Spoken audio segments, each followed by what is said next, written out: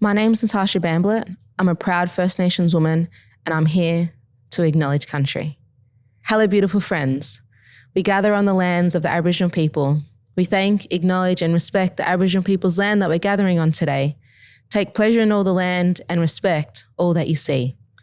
She's on the Money podcast acknowledges culture, country, community and connections, bringing you the tools, knowledge and resources for you to thrive. She's on the Money. She's on the money. Hello and welcome to She's on the Money, the podcast that proves being financially savvy doesn't mean you've always been financially flawless. I'm Beck Syed, and with me is the woman who might actually kill me when she realizes what we're doing today, Victoria Devine. What are we doing today, We're Beck? going for a run. I'm just kidding. How would you feel if I was like, let's just get up and run? Do you know, I used to run and it's not for me. No, I understand. It's like you got to keep yourself entertained for a long time. It wasn't even that. It just ruined my body. Yeah, it's it was true. so, like my knees always hurt. I ended up with like stress fractures in my shins. I was just not made, No. like my body's not made for running. She's like, not a runner. I wish I could say, Beck, I have a Pilates body, but like I have a body that's meant to do Pilates and I don't. Not I look like I have a Pilates body. I wish it was the latter, you know? Well, I think you look plenty Pilates. Thank you. But no, we are doing something a little bit different that is almost as bad as running. You are back in the hot seat by very popular demand. Why? Well, everyone loves it. Do I they? love it. You love it. I love it because You're all sadistic. That's why. So last time we got the juicy details of your money story. You did, yes. But today we're digging into the actual strategy, the good stuff. Not I don't the know. all, Do I wasn't it? have strategy? I think you got My some strategy. is fly by the seat of my pants. Hey, that might work actually. So far, so good. Yeah, that's fantastic. So we all need to know, how did Victoria Devine get herself out of debt? Oh, that's a good question, Yeah. actually. That's Yeah. a very, and you know what? It's really hard. Like, it was really hard. Yeah. Well, Am I just these- answering that question straight out, or have you got a list of I questions actually written do, down? unfortunately, I do have a long list of questions. knew But you would. I can see some hope in your eye. Like, that's the only question. Are you ready? As ready as I'll ever be. Great. Okay, we talked about this in great detail last time, but just in case anyone needs a refresh, to kick things off, can you paint a quick picture of what life looked like when you realized your debt had to be dealt with? And what were your very first steps? Yeah, so let me go back a little bit further and tell you how I got into debt really quickly.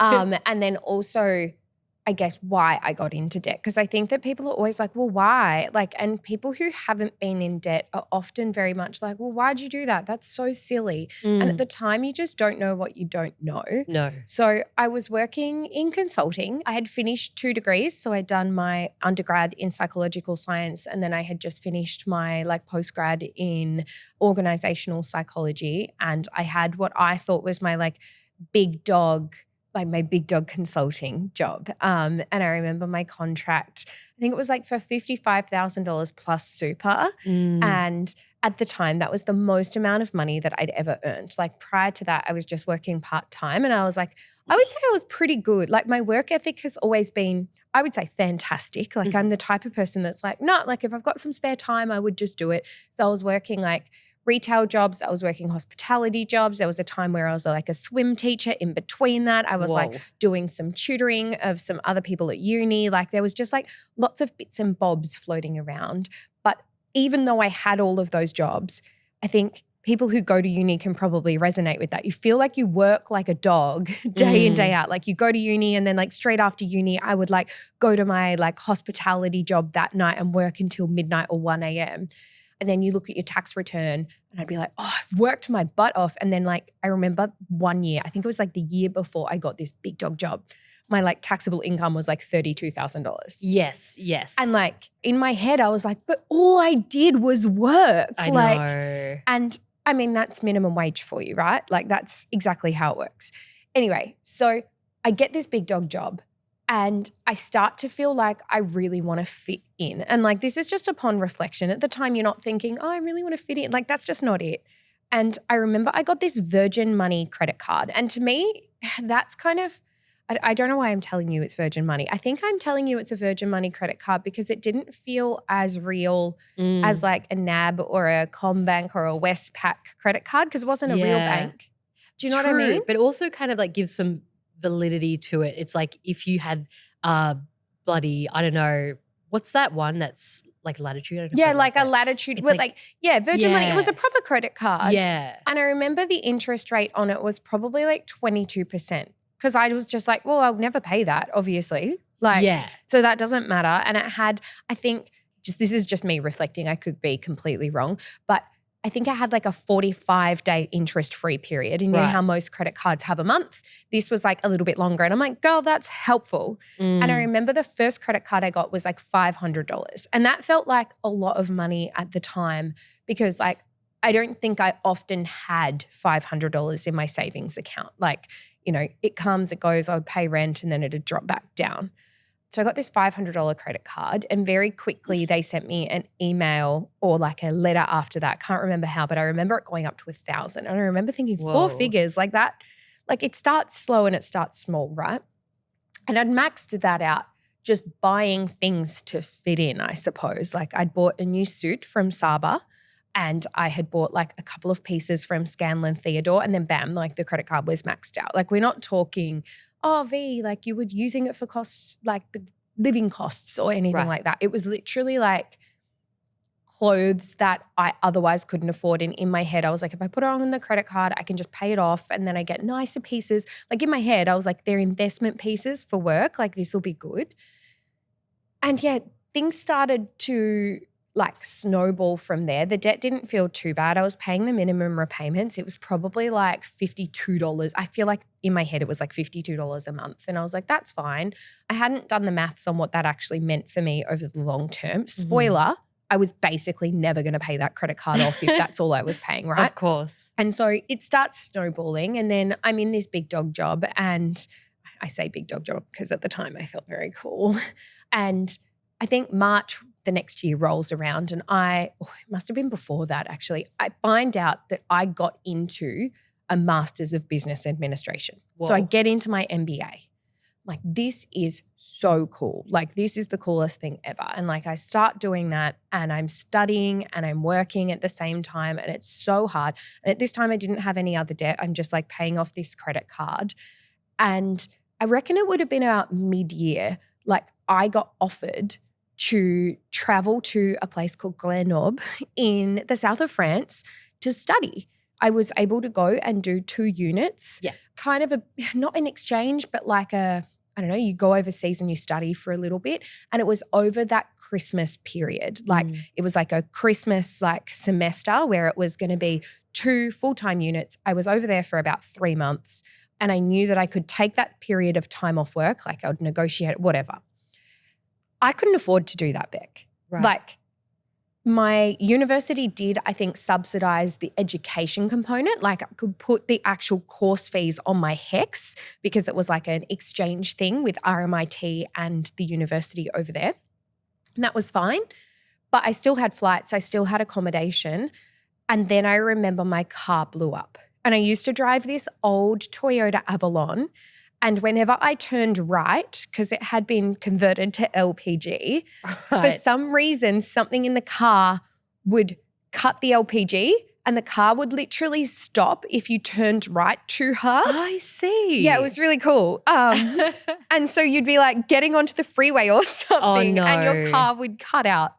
And I remember just being like, this is so unsafe. And like, I'd taken it to a heap of people, and they're like, oh, you'll have to replace the whole LPG thing. And I'm like, no, absolutely No. not. Like, that's so expensive. So I kept putting up with this car. And my dad, I remember, was like, Victoria, like, you need to get something safer. Like, we have to get something safer. And so I was like, oh, okay. Like, I can't really afford, like, I had no savings. I had no income that would support a new car and an overseas trip. And I thought, why don't I just get a loan? Like, I can just get a personal loan. Like, I was already looking, like, I think that the car thing was the thing that started my thought pattern on the loan situation, because I was like, I'll get a car loan and I'll get a better car. And I bought a secondhand car. I bought a little 2-door Mercedes. She was very cute. Beck, I haven't been able to get rid of her yet. I still have her. Oh, cute. I mean, I do have another car because I have to be an adult and drive my child around in a car that is relatively safe. But my little 2-door still lives down at my parents' house, and I probably need to sell it, but like I just have an emotional connection to her. Anyway, I decide that I'm going to get a car loan. And then, well, what's wrong with just putting a little bit more onto that car loan, making it a personal loan so that I can go do this thing in France? Yeah. Yeah. And I remember the car was, I think, $14,000. And then to study and, organize flights, accommodation, 3 months in Europe. And obviously I wanted to have a good time too. Like I ended up going to the snow over there. Like, dude, I was like skiing in the Live it French up. Alps. Like I spent some time in Paris. I spent some time with friends in London. Like very cool. All of that meant that I got a $40,000 personal loan. Sure. And at the time, that didn't feel scary. That actually felt like I remember signing the contract and being like, this is so freeing. I'm getting exactly what I want. Yeah. And like in my head, $40,000, that wasn't my annual income. So it's not that bad, right? Right. And I guess like you're kind of thinking, oh, I'll never, like I will get there eventually. But if you're giving it to me all right now and then I can just like kind of I can pay it off. pay it off. How hard would that be? Yeah, I totally understand how that would have That's happened. not And that hard. no. And like I remember then, and like this is actually really funny because I have since joined a class action and I actually got all of the money that I paid on that loan, that loan's insurance back. Really? Because ages ago, NAB, like I remember my loan was with NAB and I went down to the bank and it was so easy. Like we're talking 2011, 2012, maybe I Yeah. got this loan. And I just remember walking in and then being like, oh, have you got pay slips? And I was like, yeah. And like I had them on my phone and I emailed them to them. And then they're like, oh, sign all of these things. Yeah, we'll call you tomorrow. And then the next day I had a personal loan.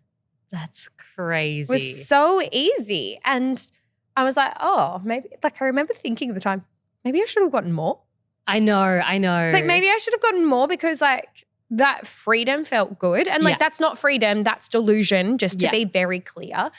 Anyway, got this loan and lived my best life, went overseas. When you get a personal loan, it's not like a line of credit. They actually put all of that cash into my bank account. So I paid for that car and then I had what I would say a very healthy fund to go overseas with. Yeah. And I made a lot of financial decisions while I was overseas that were definitely aligned to not my income.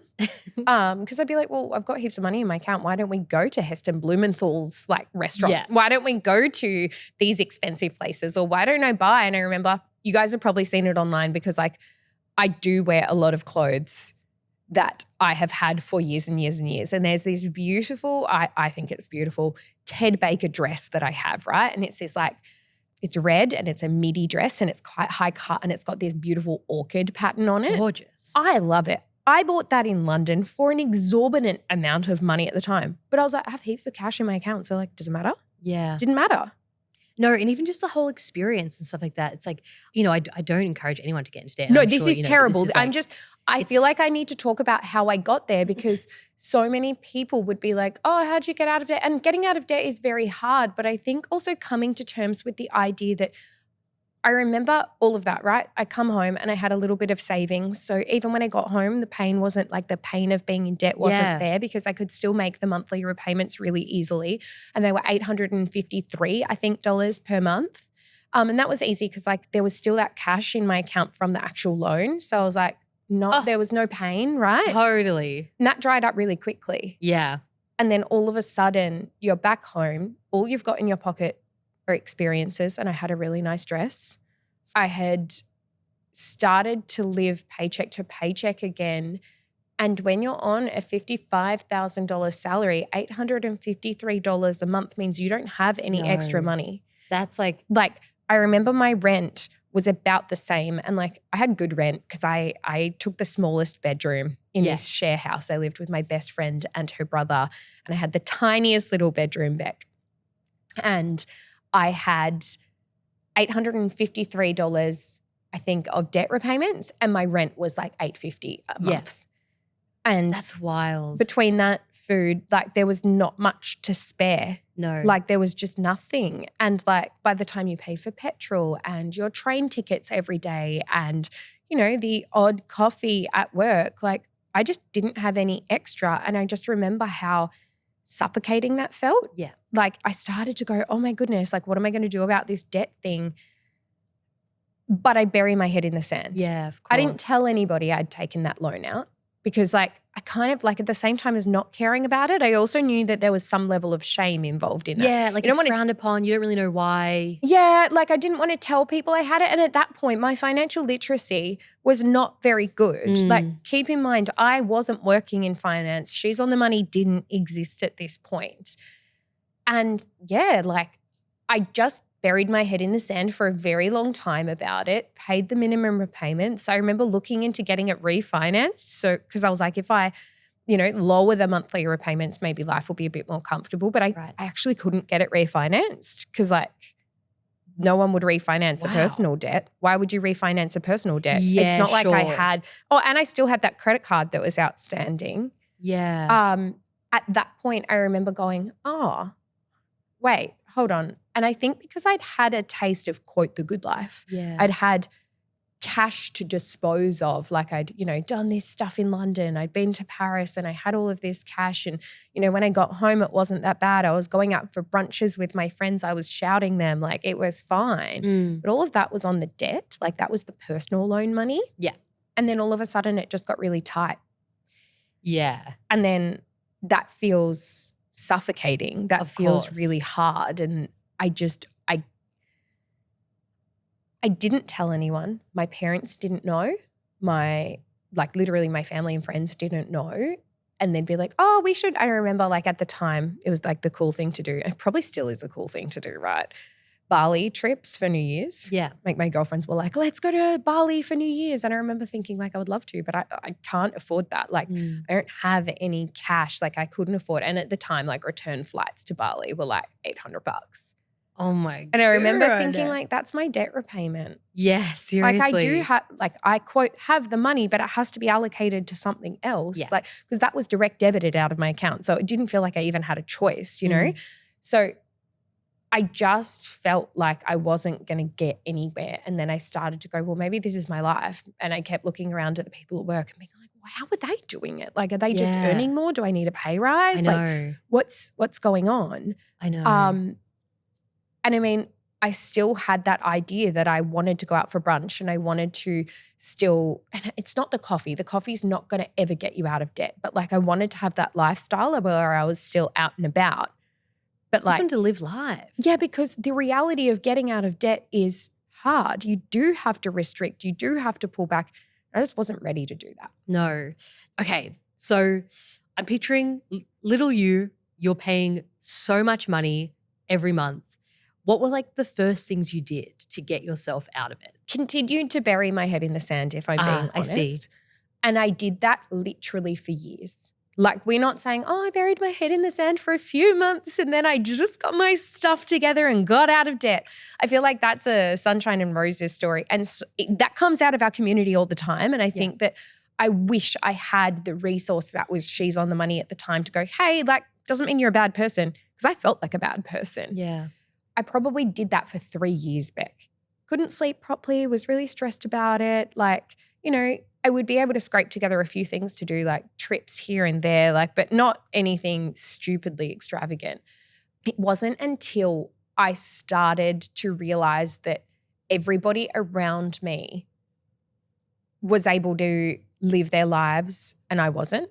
I got a pay rise. I remember I went from, get this, $55,000 to $60,000. And like that feels big. Like, yeah. And I'm not being condescending when I say that. I promise. Like at the time I was like, oh my God, like I'm 60 grand plus super. Yeah. Like to me, that was such a big deal. And I remember going, oh, I'm going to have so much more cash to pay back this debt. And like that was the point in time where I thought, do you know what? I can probably do something about this. And you shouldn't wait. And I wish I didn't, but I didn't know, Beck. You shouldn't have to wait until you have more income to be able to pay off a debt or prioritize debt reduction, because there are so many strategies you can implement. But like, I just didn't know what I didn't know. So I worked out how much per month I was getting additional and I started paying that off my debt and acted like I was still on the same salary. So that was working really well. And then, my income started to increase and I started to get excited watching the numbers come down, because when you start to pay a little bit more than the bare minimum, you actually do start to see movement. Even if it's like $50 a month, you do actually start to see movement, and that to me was really motivating. I was like, oh, hold on. Like instead of the monthly repayment and then you get like this, I remember getting the letters in the mail and like it would be this graph of how long it would take me to get out of debt and like I never changed. I was like, oh, hold on. Like it's starting to change. Like this is really exciting. The amount of years have like started to come down. I was like, oh, okay, hold on. Like what if I got a job at a cafe or something? And I'm like theorizing other ideas. Anyway, at the same time, I was like, I can't do this on my own. And I decided to see a financial advisor because in my head, I was like, if I go see a financial advisor, like they'll tell me what to do. Worst decision of my life. I think I've told you before. This guy was so condescending, so rude. Like he got out this like whiteboard and started talking me through like, oh, what are your debts? What's this? And I told him about my credit card that I still hadn't paid off. And I told him about my personal loan and he was like, oh yeah, like you're never going to be able to like really invest. And like at the same time, and this is silly again, I had savings set to the side. So over this time, instead of adding absolutely everything to my debt, like I got this pay rise and I added that to my debt, but like on the side, I was like putting $50 here and there into savings. And I remember thinking, oh, I've got some money and I could like make some investing decisions with this. And he was literally like, girl, you can't afford to invest if you've got this debt. I remember being really disheartened by that because I was like, what do you mean? I've got all these savings. What do you mean I can't invest? Yes, I can. I want to get rich. I want to get wealthy. I've started doing my research. I've started looking at YouTube videos on superannuation. Like I get this. And girl, I'm so sorry. If you have debt and you also have savings, you actually don't have savings. Yes, you're just putting off your debt. But like I, again, didn't know what I didn't know.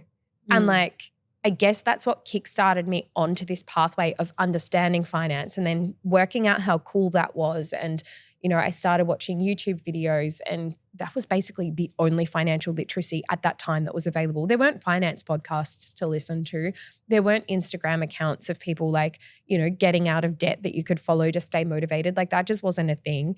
And so, yeah, I decided to do that. Anyway, I won't bore you with the whole story because I feel like I've spoken about it before, but one thing led to another and I decided I did have a passion for financial literacy. Yes, I was benefiting from it because I was getting out of debt myself, but I was like, oh, this is so powerful. Like if my friends knew about this or if my friends knew about contributing extra to super, or I remember thinking about my best friend who I lived with, I'm like, she's not, that I was aware of, she's not in any debt. Like imagine how much she could save or she could invest because she doesn't have to do what I do. Totally. Like she doesn't have to pay off her debt. Like that's crazy. Like imagine you're putting $800 a month away for oh my goodness. savings or investing. I don't like even want to talk about what I could have done for know. myself at that point. So yeah, that's I guess what kick-started it. And it was like, honestly, it was me getting a pay rise and realizing that, actually contributing more to your debt does start to have an impact, even though it was like, I think like $50 a week or something. Okay.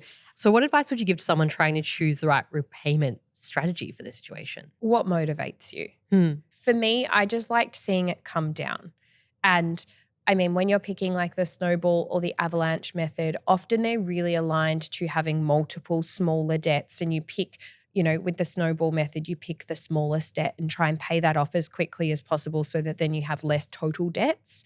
And with the avalanche method, you're picking the debt that has the highest interest and paying that off aggressively and then moving down from there. And there are financial benefits for both. And there are also like motivational benefits for both, right? Because like if you're feeling good about paying off your debt, I actually don't care if it costs you a bit more interest in the long term as long as you're prioritizing it. Because like, look at what I did. For more than 3 years, Beck, I did not pay more than the minimum repayment. Yeah. In fact, I wasn't even looking at the total debt.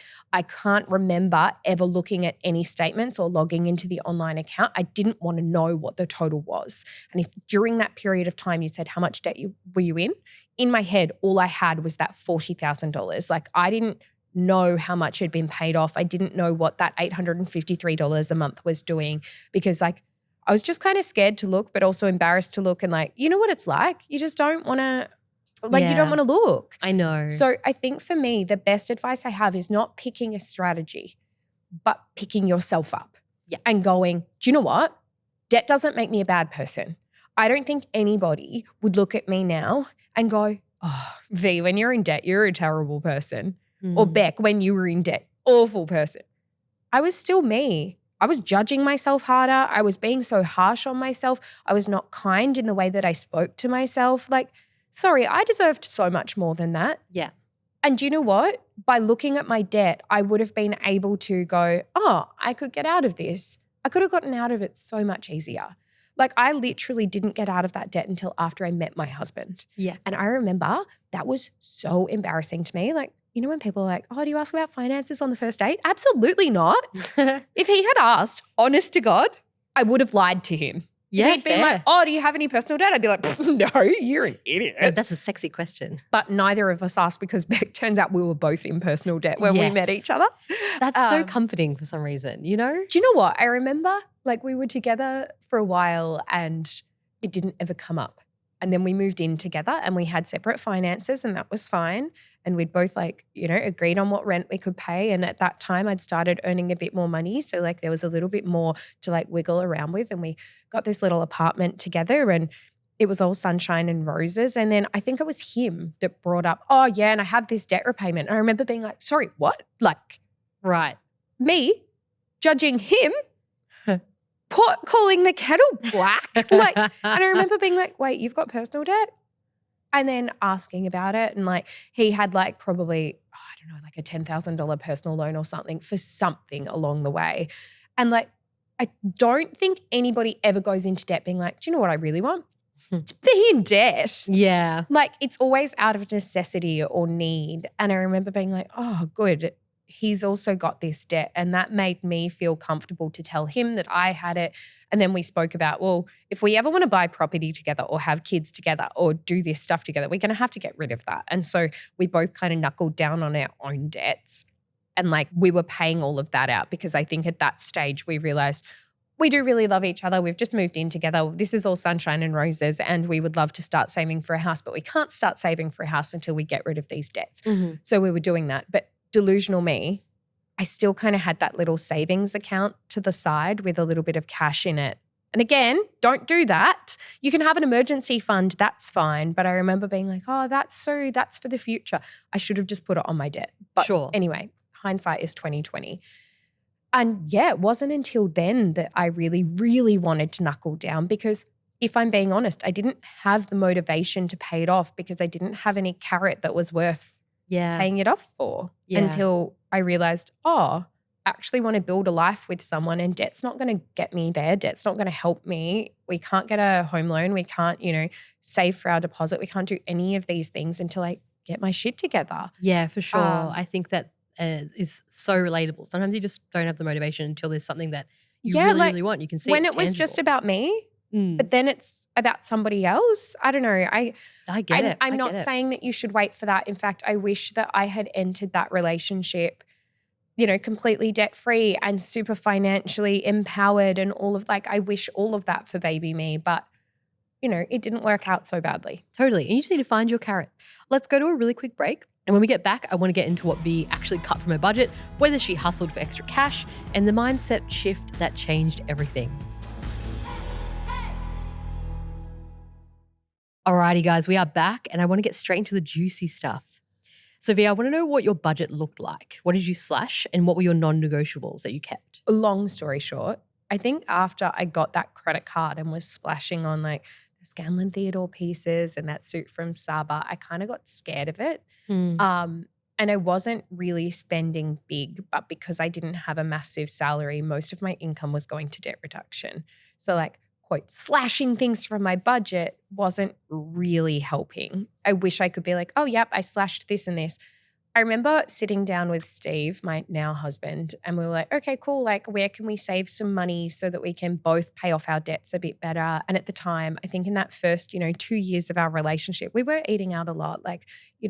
When we were cooking dinner together, we weren't necessarily cooking budget meals. He was always calling me before he got home from work and would be like, oh, what do you want for dinner? And I'd be like, oh, I don't know, salmon or something from the supermarket. And salmon on it, this is so niche, but that would be one of our go-to meals. Yeah. Before we started planning to get out of debt. Salmon's at least $10, $14 at the moment per packet for 2 pieces of fish. And then he'd get sides and we'd always get broccolini. And that all of a sudden becomes a $30+ dinner. Yeah. Even though you're just, quote, swinging past the supermarket. I know. So it was things like that where we were like, oh, we probably should be more planned with our meals. We probably should be better at, meal planning and meal prepping and whatnot. So I think once we both got the clarity that, oh, hold on, we both actually have personal debts, we probably should be prioritizing this. It was much easier to cut out brunches on the weekends. We'd eat at home and go for a walk and grab a coffee. And like, it sounds so silly because I tell you guys to do that, but that's because that's what worked for me. Like we would, and we still, even though we are very financially secure now, to this day do this. We're always like, oh, do you want to have a piece of toast? And then we'll go for a coffee walk with our son, Harvey. Like we always say that we'll go for a coffee walk because historically, when we were getting out of debt, the coffee walk was like our treat and our in-between of not going to brunch anymore. Yeah. So we would sometimes jump in the car, drive to the Tan, grab a coffee, and then do the walk around the Tan. And that was like our mid-morning activity on the weekend. Or like now we live in our, like the area that we live in, we just like, go for a walk around that area. But yeah, like the whole idea of a coffee walk for us really originated from not going out for brunch, not going out for lunch, trying to save on the weekends, but also being people that love dining out, being people who love a cafe coffee, being people who still want to feel like we're not restricting ourselves. So that really worked for us. Would it work for you? Who knows? But I think thinking about what are you going to replace that with was really helpful for us. Yeah. So, swap, don't stop, they say. Yeah. And I think not going, oh, well, we can't go out anymore. What are we going to do? Sit on the couch and twiddle our thumbs? Like, I'm not saying don't spend money, but can you swap it for a cheaper activity? Can you work out what you could do? Like, I'm not saying that the cheap Tuesday movie night tickets are going to save you heaps of money, but if going out is a really big priority to you and having a date night once a month is really important, how can you make that as cost effective as possible? And we started thinking like that. And when you start to think that way, it kind of becomes like a game. It kind of becomes fun. I totally get it. Yeah, like the steak night at the Spread Eagle Hotel it was back when we were getting out of debt, it was much cheaper. I think it was like $18 and it was like steak, a drink. So you could have like a beer or a wine or a soft drink or whatever. It was steak and sides and like it was a really nice night out. And I remember it was like a date night that we could go on maybe once a month.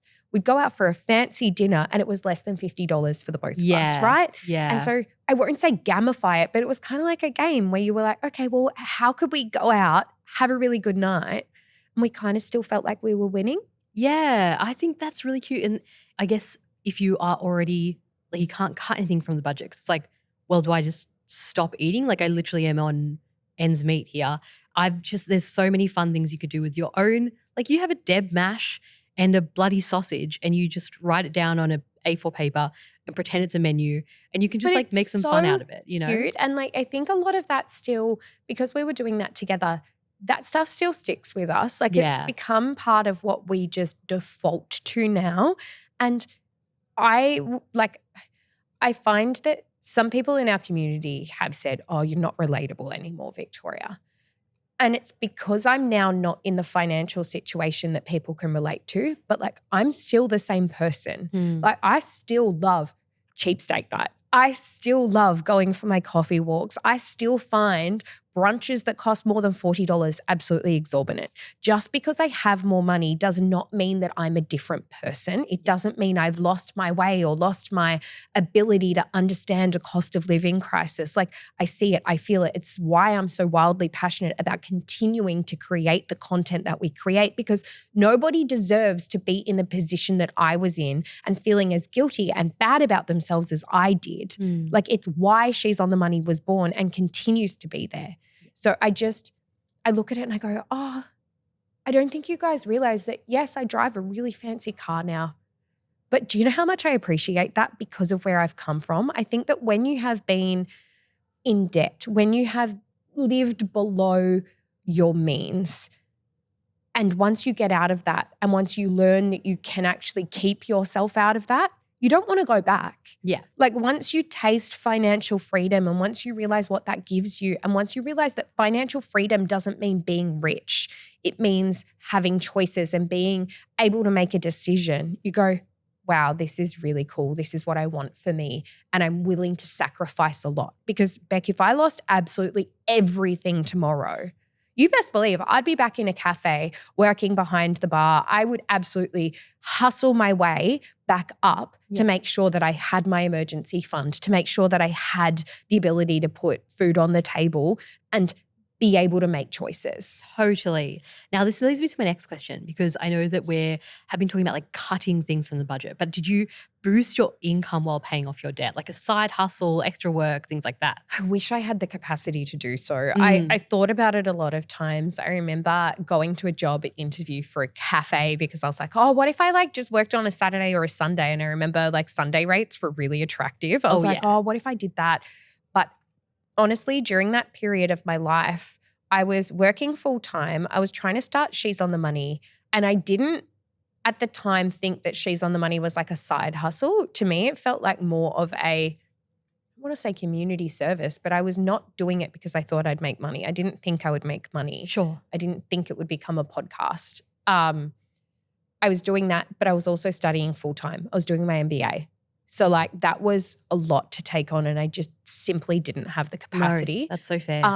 I wish I'd known more about like Airtasker. I wish I'd known more about all of these kind of like hustly apps where I didn't have to commit to every single Saturday. Yeah. Like I wish that I'd had, I don't know, like maybe I was a casual at a cafe and they text me occasionally, said, oh, do you want a Saturday shift this week? I would have loved that. Because like, you know, some weeks you've got the capacity, some weeks you don't. Or I wish I'd been able to jump on Airtasker and like take up tutoring or something, but I didn't know that was an option. I don't even think it was an option then. But like, I wish I had more flexible side hustle options because I know I would have taken them if I could have. I just didn't know they existed. No, I totally get it. Well, we're almost done, by the way. We are almost out of time. I am so sorry. No. Born to yap. This is my warning to you, but just so you know, you're almost off the hook. I have 2 more questions for you. Okay, so this one is, you've seen so many people get out of debt and turn their money stories around. Is there one habit or change made that you constantly see in those who are successful? Yeah. Consistency. Yes, okay. They're so lame, right? Like I wish it could be like, oh my goodness, it's this one sparkly thing. But getting out of debt isn't sexy. Getting into debt can be. And I think fun. that's why you want getting out of debt to be equally fun, right? Because like getting into debt, no word of a lie, I had a great time. Oh my God, so Not gonna fun. lie. Not gonna lie. Like, sorry, I walked like, let's just frame this. I walked into a bank, Beck. I gave them minimum paperwork. They gave me $40,000. I got to spend it based on free will. Yeah. And I sure did. But do you know what I mean? Like getting into debt is fun. Getting out of debt is the hard slog. That is not what you pay. Like that's not what you signed up for. I don't think anyone goes, oh, I didn't realize that. We just don't think these decisions through properly. I think if I was talking to somebody about like what one change or habit, I think it's a bit of a mindset shift. So it's realizing that you're not a shitty person because you're in debt. That is not a reflection of your self-worth. And for so long, I genuinely saw my self-worth as being deeply tied to the fact that I was in debt. I felt shameful about that. I felt like that should be a hidden part of me. I mean, I literally didn't even tell my boyfriend that I had debt until after I'd moved in with him. Mm-hmm. Would I ever recommend that to someone in my community? Absolutely not. Fair. I was absolutely relieved when I found out he was also in debt at the same time as being like, what the hell? What do you mean you're also in debt? Like, now we both have to get out of this? Anyway, so I think when it comes to mindset shift, really understanding that it's not tied to your self-worth, but then also it's about consistency. Yeah. And we're not saying it has to be the same amount of debt repayment each and every single month. If you mess up one month or you make a decision one month that means that there's less, great. All I care about is that next month you go, yeah, I'm prioritizing it again. I'm stepping back up. I've spoken before on the podcast about this concept of grit. There is this fantastic book by Angela Duckworth, and we can put the link in the show notes for you guys. It's not about debt reduction, but it's about what creates successful people. And it is not your intelligence. It's not who you know. It's not even what you know. It's actually about how many times you get pushed over and you're willing to get back up. Like the most successful people in the world, whether they are entrepreneurs or they are just average people like you and me, they are the ones that just go, that didn't work. All right, I'll get up and try again. Yeah. Oh, that didn't work. That doesn't mean I'm a shitty person. I'm going to just try again. Mhm. And I don't know about you, Beck, but I have so much respect for my friends who do that, who are like, oh, it didn't work, but I'll just give it another crack. Yeah, absolutely. You know, when you're just like, I asked a friend the other day, she had an interview and I said, how'd that job interview go? She goes, I didn't get it, but like there'll be another one. I was like, oh my God. Like I remember going to job interviews and if I didn't get it, I'd see that as a like personal reflection of me not being worthwhile. I know. That's not the truth at all. And she was just like, yeah. There must have just been somebody that fit the role better. Yeah. Like she was able to separate it and just be like, oh, get up and just do something else. Absolutely. What an Absolutely. icon. But like that, I would say, is the defining factor of what I see our community doing and what I see our community learning. Sure. They seem to be going, oh, actually, my self-worth isn't tied to debt. I can keep trying and I can keep plugging away at this. And maybe one month you have an extra $200 and you throw it at your debt, but that's not wasted. Like we see it as consistency. Yeah. So for me, I would say it's just slow and steady wins the race. Okay, I like that. I like that. And I do want to acknowledge that some people do have aspects of their identity that make it a little bit harder to get by in life, but just, you know, we all got to just keep doing what we're doing. And if it takes you a little bit longer, it's a little bit harder. That's something that we just acknowledge. And then Beck, just I've never met one person who I would say was an inherently good person who would judge someone based on being in debt. No, totally. If you judge someone based on them being in debt, you're kind of a shitty person. So I just don't have a lot of respect weird. for It's you. a weird thing to judge someone for. And like some of the best people in my entire life, like you, right? Thank you. You've been in debt. Oh, But like, does that change the situation? No. No. Does that make you a worse off human being? No. I would say you're better than most people that I come across. That is so sweet. But like, you've got a better moral compass, you know? I see what you're saying. You're the type of person I want to surround myself with as opposed to That's these. so sweet. Do you know what I mean? It's just. I know what you're saying. That is so sweet, Viti. Thank you. But I agree. people don't give themselves enough credit for that. Yeah, it builds a lot of, multi-layered personalities. So I don't know, I really like it. So how do you feel about debt now? And this is the last question, by the way. How do you feel about debt now? And what is your approach to credit and loans? I'm so these angry days? about debt. I still hold so much anger about it. I think because I remember my journey and I just don't want anybody else to have to go through that. The shame, feeling awful about it, feeling like you're not getting anywhere, feeling like you're missing out on life. Like I remember just thinking there was a very big period of my life where I was like, well, I'll never be able to afford property. Like that's just not a reality for me. That's fine.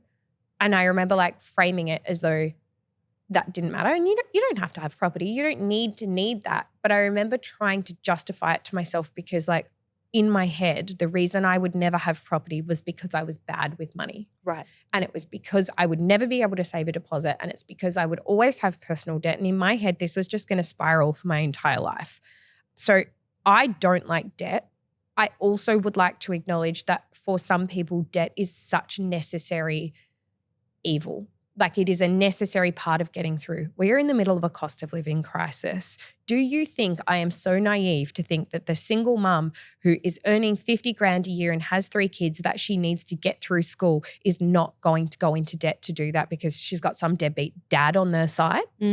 Like we are doing the best that we can. And if you are in debt or you're about to go into debt, I think it's just more about understanding that sometimes it can be a tool. Sometimes it is a necessary evil, but we're just all doing the best that we can. So I think my approach to credit and loans is if you don't have to have them, don't get them. I never needed it. You've heard my story. At no point did I say, Beck, I needed it to put food on the table. Beck, I needed debt to pay my rent and put a roof over my head. Beck, I needed it for my medical costs. Those are completely different situations. Mine was all vanity. Mine was, I'm going overseas and I'm traveling and I bought a car. I did not need any of that. I should never have gotten into debt.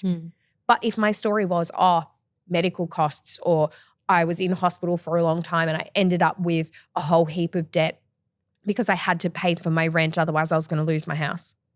That's a different story and that needs to be treated differently as well. So no, I don't like debt and my approach is to avoid it at all costs. But I also am very aware that there are a lot of people in our community that use debt and need debt to get by. And I see it as my job to educate you on how to use it as responsibly as possible and how to get out of it when you need to take those steps. Like when you're ready, I'm here. I've got all the tools and I've got all the resources and I will be your best friend. I'll be your biggest cheerleader, but I'm never going to judge you for getting into debt. That is so beautiful and so empowering. And I think that's a perfect place to leave this if you feel because satisfied. I would love to stop talking about it. That's so fair.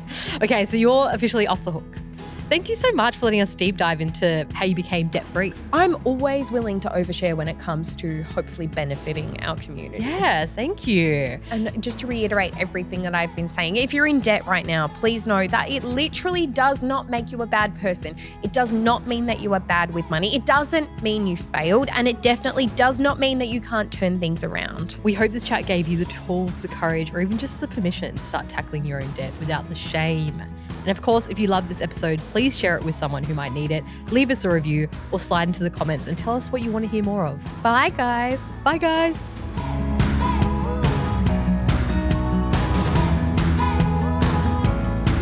The advice shared on She's on the Money is general in nature and does not consider your individual circumstances. She's on the Money exists purely for educational purposes and should not be relied upon to make an investment or financial decision. If you do choose to buy a financial product, read the PDS, TMD, and obtain appropriate financial advice tailored towards your needs. Victoria Devine and She's on the Money are authorised representatives of Money Sherpa Pty Ltd ABN 321 649 27708 AFSL 451289.